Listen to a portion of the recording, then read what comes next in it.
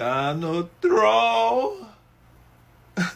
Man, y'all so goddamn want to be white so bad, they finna send y'all that right back where the fuck y'all come from with y'all stupid ass. Y'all wanted to be accepted so bad, and we done told y'all, and they done showed y'all how they don't give a shit about Hispanic. It don't matter the fuck you a fucking Cuban, you a Dominican, you a fucking Mexican. It don't fucking matter. All y'all is the same in they motherfucking eyes. And now they taking away all y'all protection to be able to stay here. And you ain't finna get about over 500,000 y'all stupid ass the fuck out of here. Y'all that voted Donald Trump. Bruh. That motherfucker got boats out y'all stupid ass and merch sales. Oh, well, Donald Trump. We've got a double dose of FAFO today. Double dose. First, Cubans for Trump, if you recall. There was an effort underway to deport a bunch of Cubans, 300,000 or 500,000, something like that. It went to the Supreme Court. The Supreme Court has said, yep, you can go ahead and remove those political asylum restrictions, and you can go ahead and deport them. So, yeah, all you Cubans that voted for Trump, yeah. Okay. Tia, you guys are out. Sorry about that. Sorry about your bad luck. Second, it's a little bit more of a rant. Budget and shutdown. And we're trying to blame the Democrats. Well, Republicans control the Senate. Republicans control the House. Republican is president. Isn't this kind of like blaming the cheerleaders when your football team loses? Makes absolutely no sense. They can't even get party unity to pass this thing. And color me surprised that I did not have on my bingo card me agreeing with Margarine on anything, Marjorie Taylor Greene. Yeah, that wasn't on my bingo card at all, but she is very publicly expressing her displeasure. So, where are we? I don't know. Shutdown is today. If they don't pass anything, they probably will.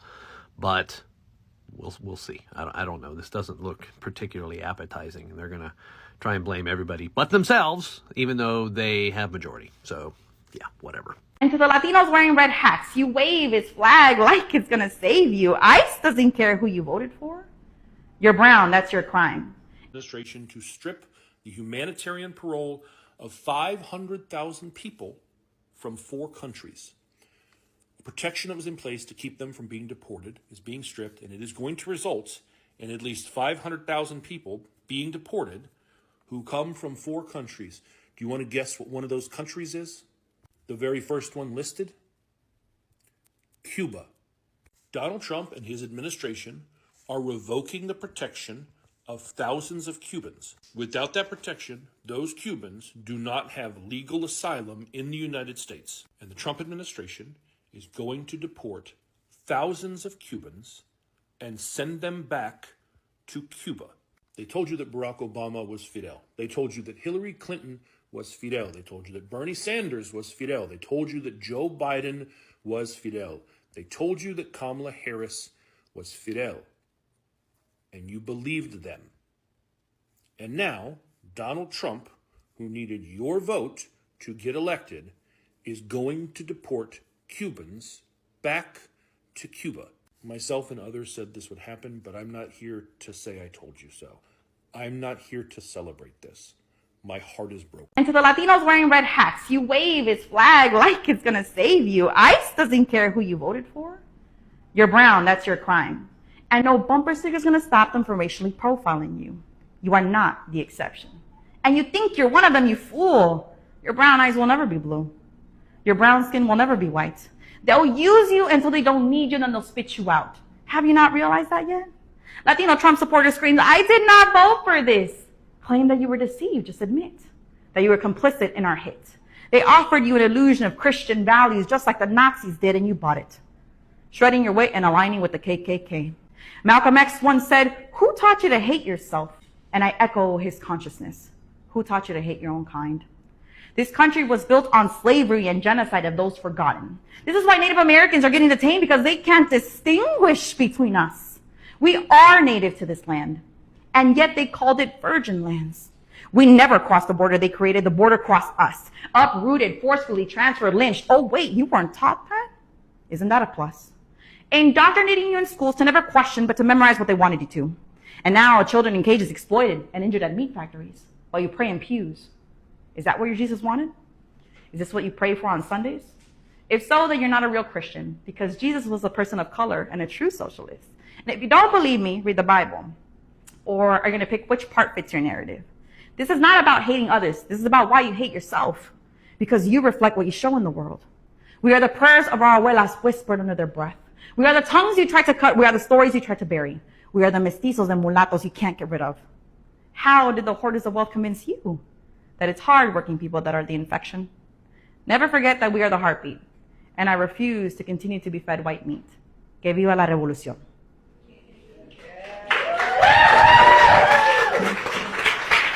Thank you. Thank you. Woke up to outrage from people from all over Central America, all kinds of countries. Why? Because the Cubans just got singled out by the Trump administration. Why?